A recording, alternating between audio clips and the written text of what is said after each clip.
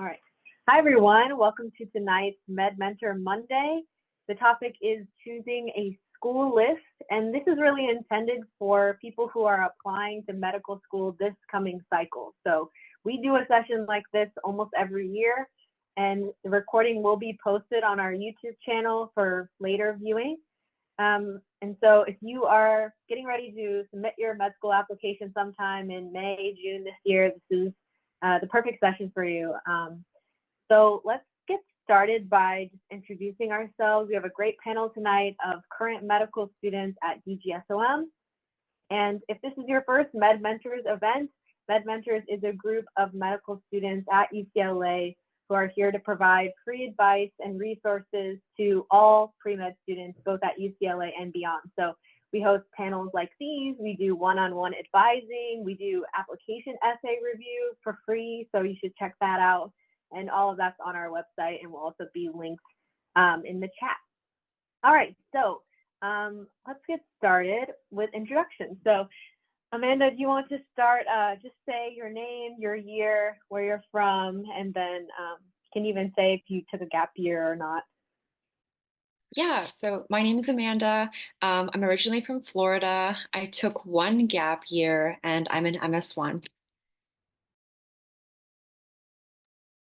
Hi everyone, my name is Hillary. I'm an MS1. I'm from Orange County, California, and I didn't take any gap years. Awesome. And my name is Julia. I'm a fifth year MD PhD student. I'm originally from Kentucky, and I also didn't take any gap years. So, but I applied way back. So I'm glad Amanda and Hillary are here because their advice will be more fresh. I'm going to have to really think about what it was like for me to create my school list. Okay, so we're just going to start the first part of this session talking about how do you decide what med schools to apply to. And so there's a lot of factors to consider for med schools, things like curriculum, research opportunities, location, financial aid. Yeah, really a lot. And so let's just start by talking about how you guys approached this. Like, did you have any strategies for creating your school list? Anyone can start. Yeah, so the main strategy for me was to just kind of like cast as broad of a net as I could, honestly, because when you talk about like finances and location, that kind of comes after you find out where you get in. Like you can apply to every, I don't know, California school, but I don't advise for that just because you're limiting yourself and you may not get into any California school. That's kind of how it worked out for me. I applied to as many different states and locations as I could, and then just kind of picked from the options based off of like financial aid, scholarships, and stuff like that. So yeah, that's kind of my approach. I think how I got started was since I had a fee waiver for 20 schools, I applied to around maybe 25-ish. And so I divided my school list into like three parts or like three parts based on like the general MCAT score of each school. So I applied like 1/3 were like really high MCAT scores, and then like the other 1/3 was like medium range, and then the other 1/3 was like a lower range school. And then I used the MSAR tool to figure out like the tuition or the average MCAT score and GPA of each school. And then I also looked at, or sometimes when I had difficulty deciding between like which of the schools I want to be part of like a certain like 1/3, I mainly based it off location and tuition. Yeah, you both brought up really good points. One thing I want to touch on is the fee assistance program that was mentioned. So the AAMC offers a fee assistance program for certain people in a certain income range, and it's really great. I also was able to use it. It waives the application fee for I think 16 medical schools at least. It also gives you discounts on NCAT registration, And it also gives you free access to that MSAR, which, to define that, and I just pulled it up to remind myself, it's just medical school admissions requirements, but this is also kind of like an online portal where it provides, it's like Wikipedia for every medical school, but then you can also search based on factors like MCAT score, excuse me, median GPA, and then kind of see where your stats compare to try to make your list. And so going off of that, a lot of people talk about the idea of like safety schools and reach schools. At least when I was applying, I don't know, I kind of had a hard time differentiating those, because it felt like almost every med school was a reach in some ways. And at least in my experience, you know, sometimes you get into the schools that you never expected to get into, and then you get rejected from the ones that maybe you thought you were more likely to get in. So how much did you factor in your own scores like MCATs and GPA when you were deciding on med schools to apply? Yeah, so I also heavily used MSAR to generate my school list. And this was just like one thing some random person, not random, but a friend told me, and it actually completely held true for me. And it was how I guided like applying to schools. He had told me that like typically how it happens, whatever your MCAT score is, plus or minus two is like a good range. Like that's like an in range school. And so for me, okay, any school that had an MCAT average plus or minus two of mine, that was like green, like that's okay. Any school that was less than that, that was like a safety school, and anything that was higher was a reach school. That being said, to an extent, all the med schools are reach schools, but that's kind of how I help to guide what schools I picked out, because kind of like Hillary too, right? Like majority of the schools I applied to were in that like green zone for me, like plus or minus two my MCAT.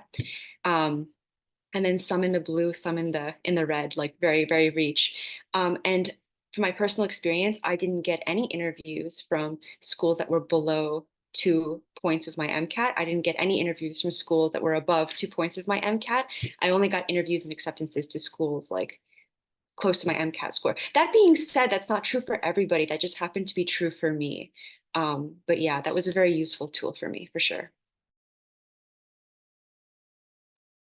Um, so I think I'm like a different case because when I applied to medical school, I didn't look at my MCAT score because I was very paranoid that if I did a lot worse than I expected, I'm just going to like have imposter syndrome.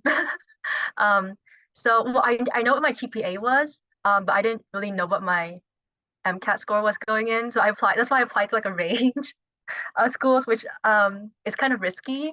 Um, but what my experience was that I got interviews from like from schools that had very differing MCAT averages.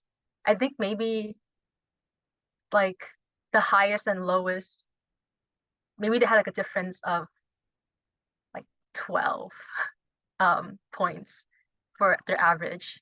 So yeah, I'm not really sure exactly like the cutoff for each school. I think nowadays I feel like a lot of schools are more holistic. Um, so even if you're like a couple points above or below the average, it doesn't really automatically like disqualify you from getting interviewed. So that's what my experience is. Yeah, and so I think a lesson learned from this is, you know, shoot for the stars. You never really know which ones you'll get accepted to. So if you have some dream schools or a dream school, definitely apply and see what happens. But also like don't put all of your eggs in one basket. Make sure you kind of, like Amanda said, cast a wide net and have a range if you can. I also applied very broadly. I applied MD PhD, which was a different application process, but I also applied all across the US because I really didn't know like what was going to happen, and I just wanted to put, you know, give it my best shot the first time. Okay, cool. So what other factors did you guys prioritize? I know Amanda was talking about how she really cast a wide net, and then Hillary, you also applied to a range of schools, but if you could have been picky, like what would have been the criteria that you really prioritized in a school? Would it have been curriculum? Would it have been like location? I don't think I had the foresight as a pre-med student to even think about curriculum. I was like, just whatever accepts me, I'll go there. But I think like in terms of what actually is very important for admissions, I think is if you're a good fit for the school.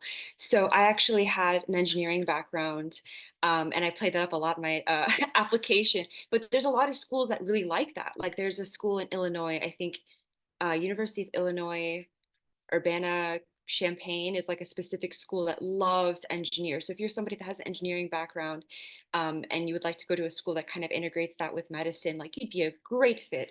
And like you absolutely should shoot your shot for that specific school, right? Or if you're somebody that has a passion for like underserved communities, there's a lot of schools, like look at their mission statements, look at their departments that they like talk about on their website and get a feel for what the vibe is. And then also look at your own application and like, okay, do I have those values slash do I have like am I a good fit based off of my experiences? And that helps a lot too, I feel like. Um, I think there were three other main things I considered. One of them was like the tuition, um, and then location, and last one. Um, oh, this was something. So when I made my list, I didn't really look at first. I didn't look at the in-state versus out-of-state um acceptances, or like how many people, or for example, like some schools accept like 90% in-state students. So then I had to like revise my list because some states don't really choose, or you have a very low chance of getting in if you're not in from within that state. Um, so I think that's why I applied to a lot of schools in California and less schools in um, I don't know, like I think there was like Georgia or something. And then I also considered tuition. So let's say that I'm trying to decide between, like, let's say that I've had 25 schools and I'm trying to um, find like 8 schools that have like a very high like stats average, but I don't know what I want to put within those 8 because there are a lot of options. So then I would look at the school and then choose the one that has a lower tuition or that um, offers some kind of financial aid. Like I go on Reddit and then I try to find if they have financial aid or not. Um, and I think what I didn't appreciate until after I got into medical school was location. Um, when I was applying, I did think about location. Um, and then now I'm just really happy that I chose somewhere where it's warm because some schools that I applied to, in the winter time, it's like in the negative something degrees, and I'm already kind of sad waking up in the morning to go to class. So I can't imagine like waking up and it's snowing, and then you have to walk to school or like I guess drive to school, um, and there might be like a blizzard or something. So I'm like very happy that I'm doing my medical education somewhere where it's like a very nice environment. You can just go out to the cafe and study or like walk around campus and chill for a while and not just be stressed about the weather.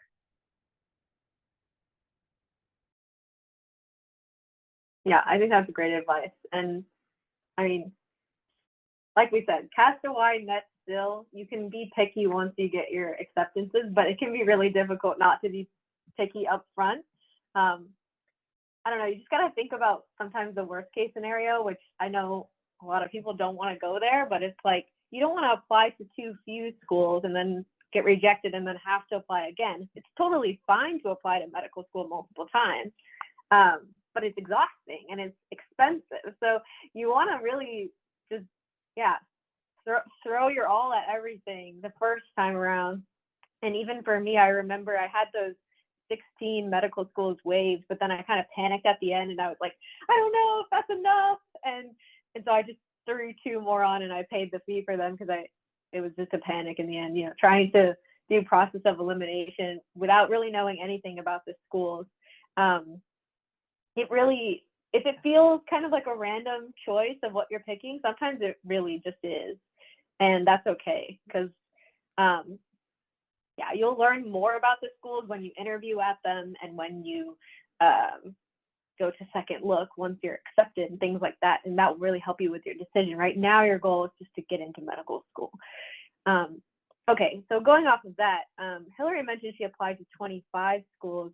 Amanda, are you comfortable sharing how many you applied to? And then the follow-up for both of you is, would you recommend, would you do that again? Or did you think you should have done more or less?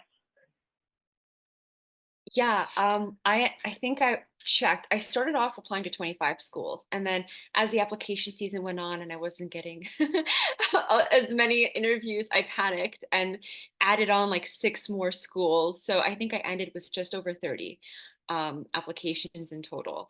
And would I do it again? I mean, yes. In the end, I mean, I feel comfortable sharing. I got I think 4 interviews and 2 acceptances and then a wait list. So that's kind of, I mean, that's great. I'm very thankful and everything. I had friends that didn't get into any schools and are currently reapplying. So very happy. But yeah, I mean, I applied to 31 schools, and then that was how many interviews and acceptances I had. So not a lot, right? So I mean, maybe 25 would have been okay, but I wouldn't go less than that in my case, personally. Yeah. Um, so for me, I probably would like still apply to 25 schools if I had done it again. Um, but what happened with me was that I think I got my first acceptance like pretty early on, maybe in October or November. And it was a school in California, so I was like really happy. And then after that, I withdrew my application from like 10 schools that I didn't really want to go to.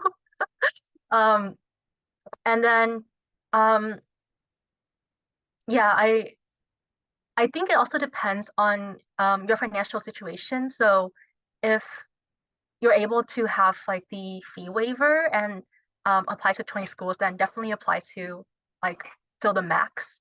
Um, but I think for me, I was really worried about not getting into any medical school. So that's why I applied like really broadly. But yeah, I would do the same. Yes, and I misspoke earlier. Thank you, Hillary. It's now been updated. The fee waiver covers 20 schools. So when I applied in 2018, it only covered 16 schools, which is a very random number. So I applied to 18. That was my last minute panic of adding 2 more. For me, I felt like that was good, but also I applied like a long time ago. And at the time that I applied, the average med school, like number of med schools people would apply to was like 15. It almost seems like it's increasing now. But that's just based on like hearsay. And also with MD PhD, if anyone on the call is applying MD PhD, I was able to narrow it down a bit better, because instead of looking at hundreds and thousands of medical schools, I focused on like the 40 medical scientist training programs in the US that specifically have like fully funded NIH money. And I just forced myself to only pick from that list. So I got to be a little bit more picky in that sense, because I was looking from a smaller pool to begin with. But all great points. And yes, we are very aware finances are huge. And so don't take this as I have to apply to 25 medical schools. This is just kind of what works for us. And definitely ask other people who are pre-med who recently applied, like go on Reddit if it's helpful for you. But yeah, you'll kind of just do what feels right, I guess. The worst part is the more you apply to, the more secondaries you have to do, which in my opinion is like one of the hardest parts of the med school application process. But we'll have another session on that another time. Okay, so let me see my question list here. in addition to MSAR, were there any other resources that you guys use in terms of finding out information about schools when you're making your list, or even later, like looking at preparing for your interview? This could be like school's website, people who go there, etc. Yeah, honestly, MSAR was huge for me. Aside from MSAR, were friends who were first year medical students themselves, or the website. That's where I got a lot of my information from. Like, actually, I had some friends that helped me pick out some schools to apply to just because they had gone through the interview process at some of these schools. And like Julia said, when you interview at a place, that's when you really get a good feeling of like what the culture is like. So they had an understanding. They were like, oh, you're an engineer, apply to these schools. They're going to love you. Um, that wasn't necessarily the case for all of them, but still, they gave me advice, and I definitely took it. So yeah, I would say, oh, and don't be afraid to just like cold email or message people on LinkedIn. Like sometimes I get random messages from people on LinkedIn, like, oh, you're a UCLA med student, or oh, you worked at like this company, like, oh, can I talk to you about it? And I always answer, like, I don't know if everybody will do that. You might get some like rejections, but sometimes it helps just reach out to a student there that knows the landscape, and you can get some like honest feedback from them. So yeah, don't be afraid to do that either. That would be a good way if you don't already know med students. Um, I think when I was applying, most of my friends who were upperclassmen, they are in pre-med, they were taking a gap year, so I didn't really have, or I couldn't really ask them for much advice. But I think I had maybe two people I knew who got into medical school. I didn't ask where they apply or like which schools I should apply to, but mainly I asked them like um, questions about submitting um, letters of recs, or like what's a good timeline, or how many letters I should get. I think for resources, I mainly just Googled things. Like um, I went on Reddit or the Student Doctor Network. Sometimes those were a bit intimidating because people would be like, "Oh, like I have like a million publications, and like what's my chance at this school?" So I think um, yeah, I mainly just used MSAR since it's like more objective, and you can just try to compare yourself to the average stats of the schools. Um, I think looking online is just for extra information. Like maybe it will tell you like something special about a program, but it wasn't one of the main things that I used to decide where I wanted to go.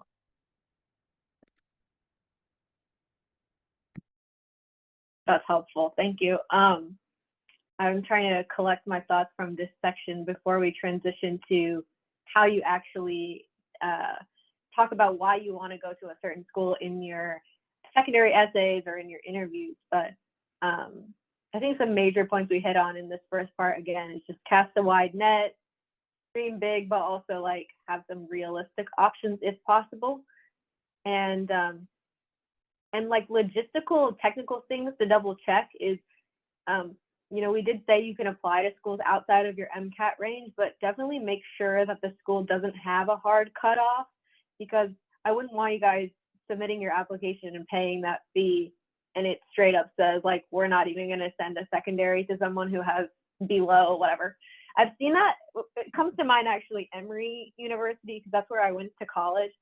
They have something along the lines of like, if your MCAT's below 500 and then each subsection is below some other number. So just make sure you read the fine print for these, because you don't want it to just be automatically rejected. Another thing too is take advantage of like talking to admissions counselors. I never did it. I was too afraid. But now being a medical student here and like working with admissions, speaking with them and like collaborating with events and stuff that we do with Med Mentors, we have no affiliation with them in the sense that like our advice is not their advice. Just know that. But they have weekly office hours that you can talk to an admissions counselor. So I mean, I've told people, if you have a really specific question about like is my MCAT good enough or something, you could totally ask them. Now, will they say straight up yes or no? I don't know about that, but if it makes you feel better, you can totally like email them and give it a shot, and that goes for other schools too. Okay, so one of the funniest things about the application process I personally find is the fact that they ask you, why do you want to go to this school, when really you know nothing about any of the schools that you're going to. I felt like I was lucky when I applied to Emory, for example, because I had already been there for college, so at least I had a real answer for why I would want to go to Emory Medical School, for example. But for some of these, it's like you're really just going off the website, and you may know no one, and you may have never been to that city. So when you were writing these, why do you want to go to UCLA type of essays, it doesn't have to be your UCLA one, but how do you go about preparing for those, and like what were some things that you touched on in those essays and then later in your interviews? Yeah, these were my least favorite essays to write, actually. Because, like you said, I was just trying to get myself into a school, right? Like, I wasn't really picky about, like, oh, I don't agree with your mission statement, right? That's why I don't apply. No, no, no. I applied everywhere. I didn't discriminate against any schools. Um, but when you have to write this essay, which you inevitably will, I really spent a lot of time studying their websites because I mean, yeah, you're not going to know somebody at all these schools. You're not going to know what the culture is like. So really, you have to go off of the website. You have to go off of what the mission statement is. Look at if they have any special programs that they offer to their med students. That gives you a really good insight as to what they value too. That's very important. And then really dig deep, look at your application, and as much as possible, try to find something that aligns with their mission statement, with something that you've done, or, even if it's a stretch, like try to connect yourself, your personal story, or anything about you to something that the school offers, to what their values are, and then try to make it personal, like, oh, I've had this experience, or I have these values XYZ, and I think I'd be a good fit, and that's why. I don't know how you want to do it, but that's kind of like how I structured. That was my approach to all of them. Yeah. Um, sorry, I lost my train of thought. Give me a moment. Oh, so I think the first thing I did was I would just search on Google, like to look for any special programs or some interesting student groups that the school has to offer, or maybe some kind of research opportunity or summer research program. And then for the schools in areas where it's more like diverse, where you have a more diverse student population or more diverse student population and patient population, I talked about how um, like it's one of like the things that I value because it can give me a better perspective into what I can offer as like a future doctor. And for the schools in California, I also talked about like how like I grew up here and I want to serve the community here and how it will also allow me to be close to my family. Um, I think there was one school that I applied to, and now looking back, it was kind of funny. Um, so I think this was for Mayo Clinic, and they had like three different campuses or something. And then for the application, it was like, why do you choose this campus over the other one? So then I didn't really know why. I just wanted to get into one of them. So I Googled like things to do in that area. And it was like, oh, you can tour this historical site or something. And then I mentioned that in the essay. Um, yeah, um, yeah, so I think it just depends on um, what you can find about certain schools. Oh, I just wanted to add something. You actually reminded me, Hillary.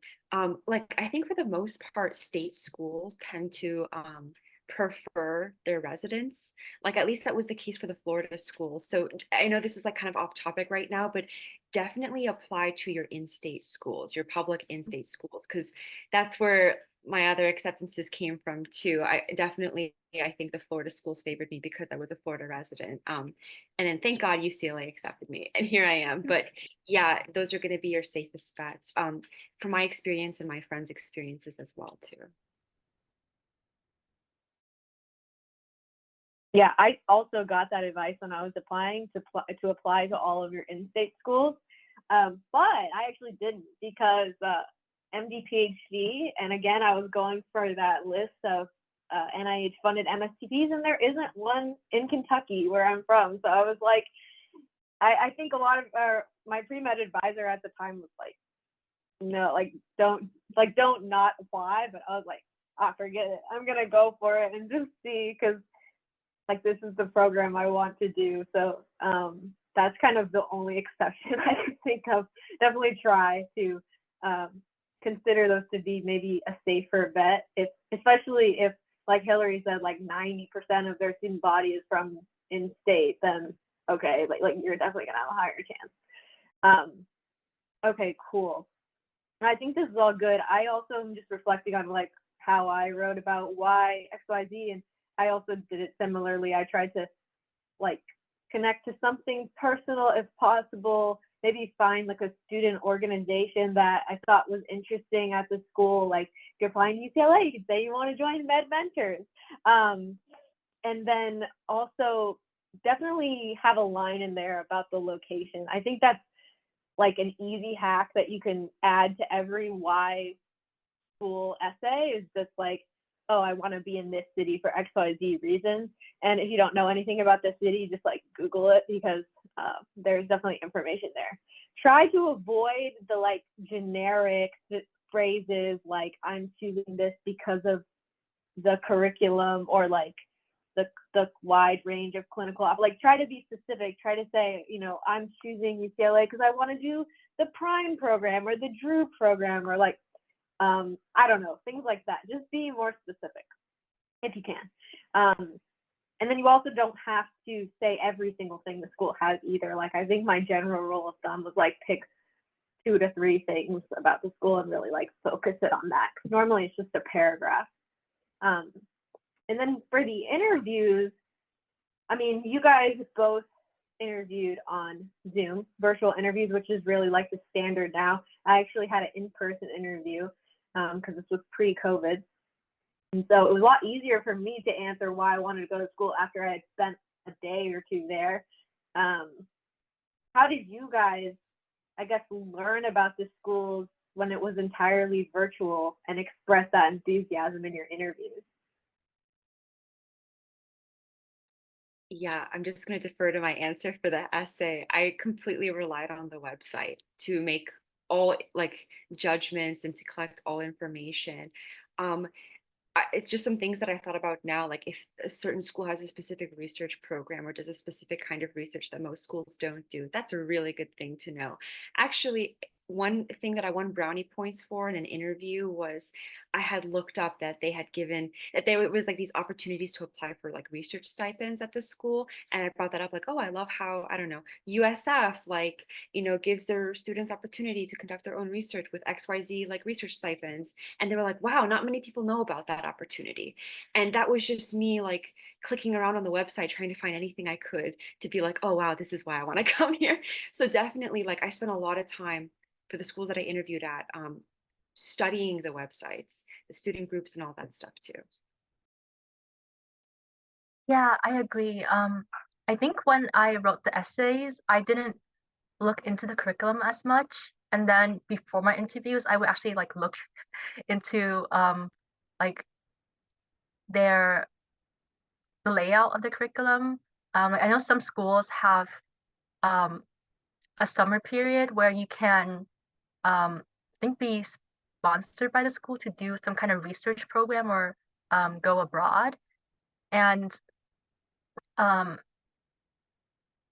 I think another way that I showed interest in the school was I try to learn more about it from like the people from the interviewers, or because I think a lot of them are either um, faculty like who are teaching at the school, or they work in the hospital there. So I try to ask them about like their feelings about the curriculum, or um, the environment of school, like whether they think it's a generally like a supporting environment, or what they would change about the school itself.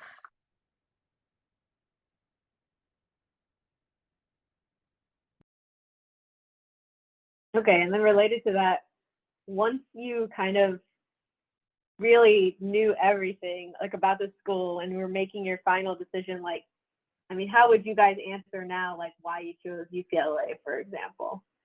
Maybe we can give someone some help in their why UCLA. Yeah. So also something that I did bring up in the interview that I forgot to mention here is, especially if a school has a new curriculum or they're doing something new, that is a huge thing to bring up in the interview, especially if you can connect that to like what you want to do in the future as a physician. So like UCLA has a new curriculum where it's a condensed pre-clerkship year, and then you have 9 months off to do research. Like that's huge. If you're into research, or you can pretend to be really into research, you can talk about like how that how that gives you like an amazing opportunity to, like, I don't know, you can XYZ, make it very personal to your application, to your story. Like you can work on a startup that you have. You can work on a dual degree. Oh yeah, that's a thing that you can do, like your MPH, your MBA, all in 4 years with your MD. That's amazing, right? Or they have the global health program where you can go abroad and do research for 9 months. So like not many schools have these opportunities. This is like very unique to the new curriculum and very unique to UCLA. So if you can find something about your application or yourself that would fit with this new curriculum, definitely do that.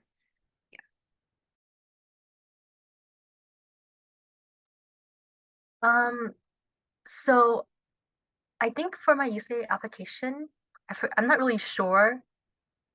I don't really recall what I wrote, but I think I probably mentioned something about how like the LA patient population is like so diverse that you can learn um a lot of things from it, like cultural competency, or it could also give you the opportunities to um, practice speaking like a different language, depending on what community you're helping out. Um, and then I talked about um, the because I'm from California, so then it would be in-state tuition for me, which would like really help with my financial burden. So I think that was another key point that I mentioned, and also that I get to be close to my family. Um, and personally, for me, I didn't write this on my application, but just like um, what I was thinking during the time was, I think UCLA was like one of the undergrad or the UCLA undergrad was one of the schools that I really liked. And I was going to go here, but then I chose a different school. So that was also why I really wanted to go here for med school, because it's like, oh, I could have gone here, but I didn't. So now I want to go here. But that's just like a special situation. Yeah, I think when I was applying, I probably said similar things, and for me, like Amanda mentioned, for one of my priorities was research, since I was also applying to a place where I was going to do my PhD. So that helped me both choose schools, because if they didn't have like, I mean, I think every school has immunology research, but I mean, you can kind of specify your interest. When I was applying, I was really excited about cancer immunotherapy, for example, and like I wanted to pick schools that had several labs doing that. But that's why my strategy was a bit different. So I think in my why UCLA essay, it said things both about the clinical side of things and being in LA, and also like the diversity both of the patient population and of the student body. But then also just the research, like the research part of it too, was really key for me. And so then the question I want to ask, we talked about what we wrote, but like now if someone asks you why did you choose UCLA, I feel like maybe your answer would be different than that. At least for me, it is, and I'll say mine last. But Okay, so honestly, I don't think my answer has changed. Like, I talked about also like the diverse community in the mobile health clinic that the UCLA students have here. That's amazing. I mean, I think actually most schools at this point do something similar. Like, there's a lot of programs that have like a mobile health clinic, but still, like the UCLA program is amazing. Um, highly recommend talking about it and writing your essay on it or something like that. And I've really enjoyed it. It's been one of my most enriching experiences. And it's one of the only experiences you really get as a first year medical student, actually providing care to patients before you go into your clerkship year. So it was very valuable for me. That, and also, I know this is thinking a little bit forward, but in med school now, like step one is pass fail, and you only really get a grade for step two. And just something that's being said by everyone is that it's very important that you have something else, right? Because now grades are not being looked at as strongly as they used to, and research is becoming more and more important for getting into residency. So for me, I still think that the condensed curriculum is rough because you're learning everything at once in a short time, but having 9 months off in the third year gives you a lot of flexibility to do research and to do those other things.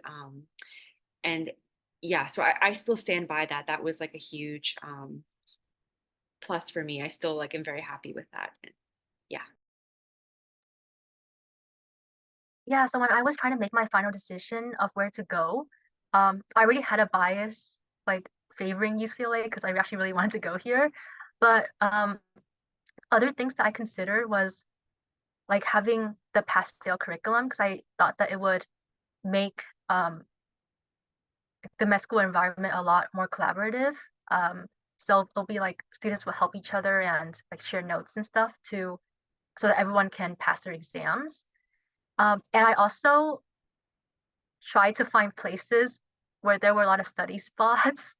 I like studying at different places, like maybe like the library or at a cafe. So I wanted to find somewhere that was accessible to um, different, to like a broad variety of places where I could go if I wanted to relax or study. Because I didn't want to be just like cooped up in my room all day for the next couple of years or so. So that was like a really big thing. I wanted somewhere with good food. I think for me, I if there isn't if there aren't that many options for food, I would not eat as often. But I feel that for med school, I want to eat a lot because I need the energy to study. Sometimes I could be like studying overnight and I want to snack on like I don't know, some boba or something.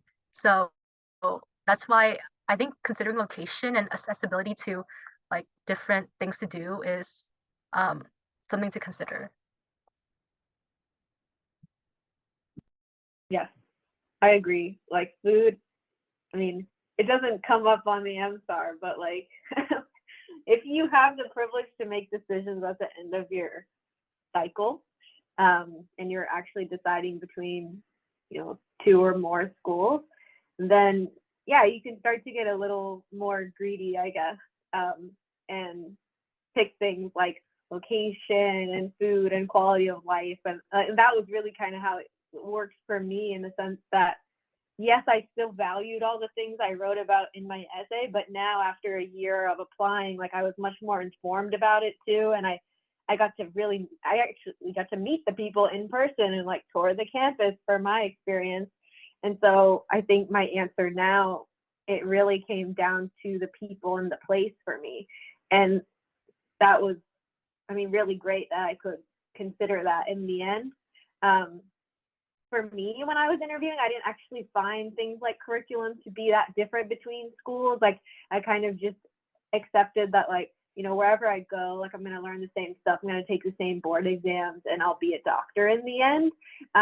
So that was less important. I think research, of course, was a priority still because I'm doing my PhD now, but it actually was less of a priority than I thought it would be, because I ended up kind of doing some process of elimination and choosing places that had good research and a good location rather than one or the other. So yeah, it's a fun place to be at if you're at that point, but it's tough throughout. So focusing in back to where you guys are, again, just apply very widely, and then you can get picky later. It's my advice always.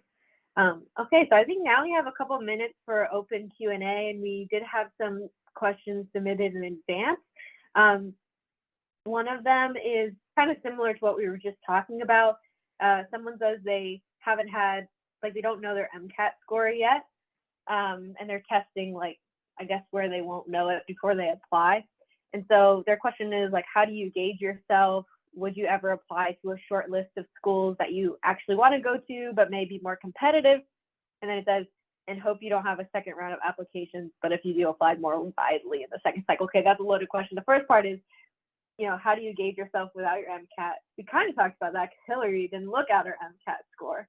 And then the second part is, like, would you ever apply kind of like really competitive all reach schools first cycle, and then if you didn't get in, apply more broadly next year? Or would you just apply widely from the get-go? I think I know the answer. Yeah, about the MCAT thing. I think I was pretty like happy with my other stats, like my GPA, extracurriculars, research. So I felt like I applied broadly. Then like no matter where my my MCAT score landed, hopefully I would get like an interview or something. Um, yeah, I don't know about applying. I don't think it's a good idea to apply to just like competitive schools, since there are a lot of things that factor into the admission process that you don't really know about. So like you could be really lucky and get into one, but you could also risk a lot of um, or lose a lot of time having to reapply again the next year, and then also spending um, like more money to apply to a broader range of school. And then I think you probably have to, I don't know, like if you had letter of recs, I'm not sure if you have to ask the writers to re-upload it, because I think I use Interfolio, and I think the letters are there, but I'm not sure how long it takes for them to expire.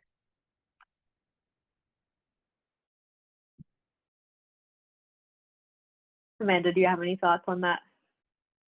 Oh, okay. That was a loaded question.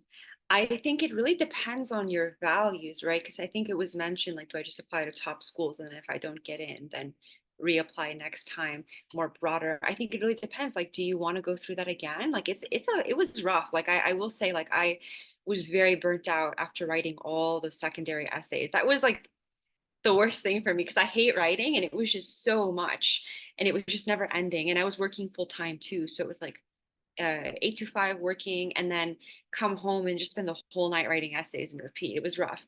So I mean, it's up to you. My personal advice is, I think it's would be ideal to get in the first time if you can, rather, and the best way to have the best chances of that is to apply broadly. Have schools with a range of like stats. I think is how I would approach that personally. Yeah, I agree. I'm very much a like proponent of just going for it and giving it your all the first time. And I understand that if it's a financial situation that's limiting you and the number that you can apply, maybe it makes sense to kind of think about it in two approaches. But definitely in that first approach, don't just apply to all of your reach schools. Like, still have, even if it's a smaller number, try to do what Hillary did, where it was like a third, or I think it was like a third were reach, a third were middle, third, I forgot who mentioned that, but I thought that was a good way to divide it up. Like, just kind of, it's Yeah. realistic as and it's hard.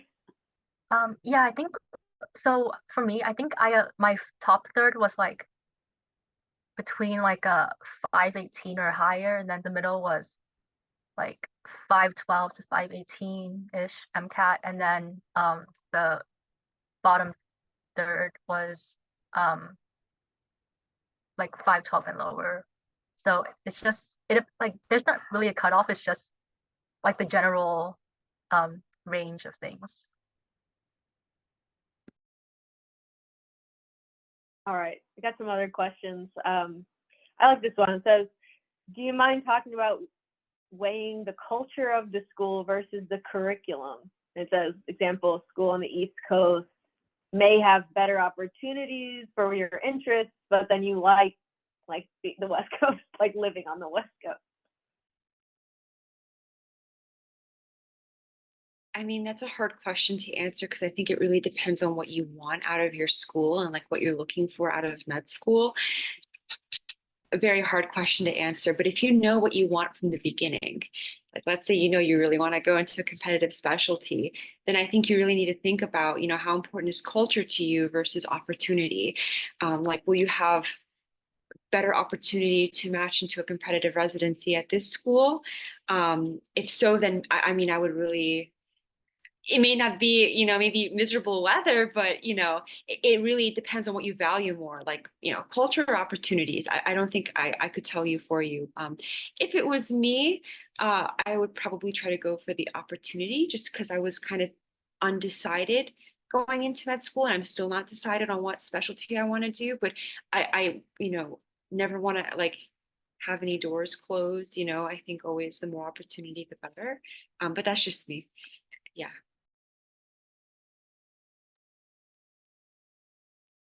Yeah, so I agree that it depends on what you value. Um, for me, I wanted like, well, I think for me, I favorite opportunity more, but I know like schools in California are they're like pretty good. Um, so I think the main thing that or the main issue I had was there were um schools where it was like similar opportunity. So then in that case, I just decided based on whether I preferred like their location, also the tuition. Yeah, I'll add on to that. I also got into, so one of the other schools I was heavily considering was Miami, and would have been ideal for me, honestly, to stay in Miami just because it's 2 hours away from home. Like I would have been close to my family. They also had like, I would say similar opportunities, not the same opportunities, but you know, lots of opportunities regardless. But yeah, it ended up coming down to finances for me actually. So I ended up picking UCLA because tuition was a lot lower for me than it would have been to go to Miami. So yeah, I mean it depends on a lot of factors for sure, and it really, you know, to an extent you can't be too greedy, or maybe you get in a lot of places and you can be, but yeah, you got to just weigh what options you have in front of you.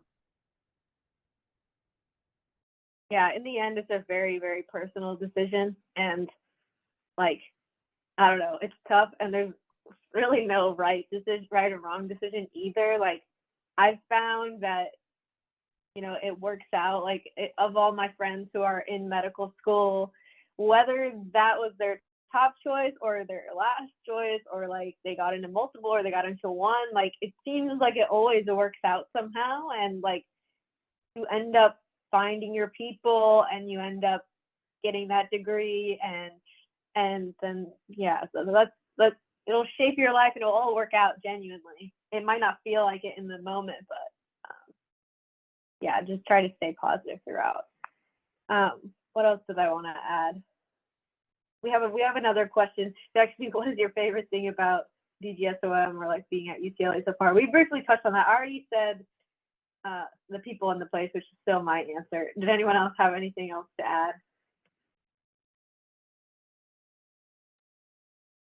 Yeah, I think the student body at DGSOM is like they're very friendly. They're also very proactive. Like there are a lot of student organizations. They do a lot of things, and you have opportunities to like join different interest groups and shadow different specialties.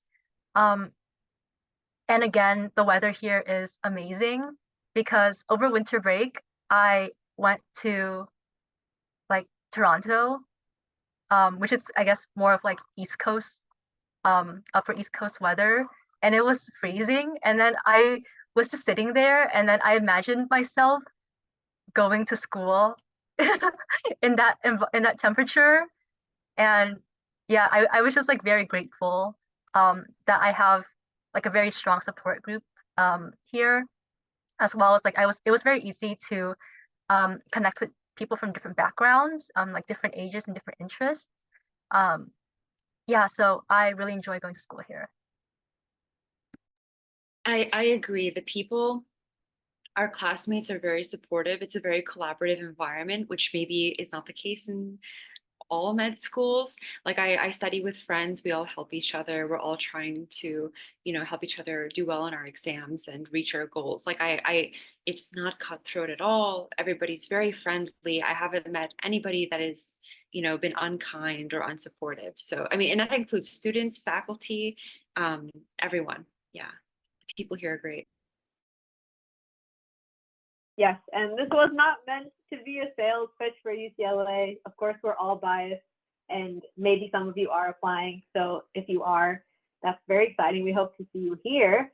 But if not, if UCLA isn't on your list, don't worry about it. We hope that you can take some of our reasons why we chose our school and apply that to your essays and start thinking about things that we mentioned, like diversity, like collaboration, like research opportunities, location. Maybe you love the snow, and like that's amazing. So you should go where your heart calls you to go, and yeah, you'll all do great. I know it doesn't feel that way, but it will, and we're here to help. So please send us your essays for review.